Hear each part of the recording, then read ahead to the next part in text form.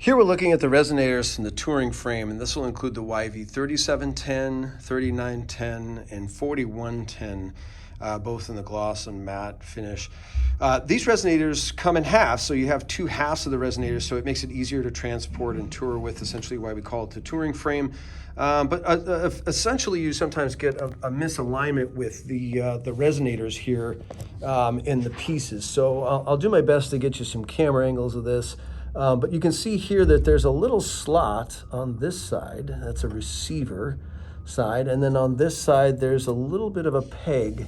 It's kind of hard to see in this angle, but maybe you can see it's got a little bit of a peg right there. So what you want to do, and the easiest way to do this is just to close the resonators on both the on the lower and the upper register of the resonators, and then just move this together as you would when you assemble it. And then so that slot lines up with that peg, and then the resonators will turn together as one.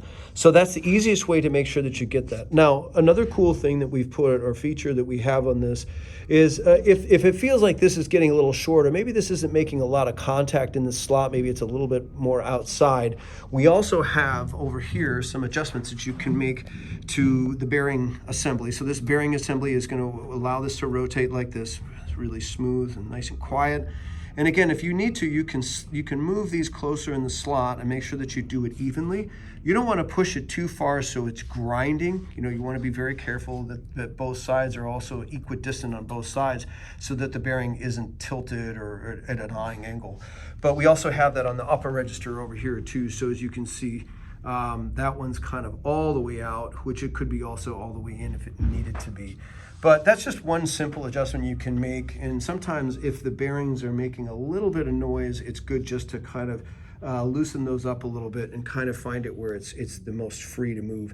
But it's really important to make sure that you align this slot up with this peg, and as you move the resonators together, that you have that alignment, and then the resonators will be perfect.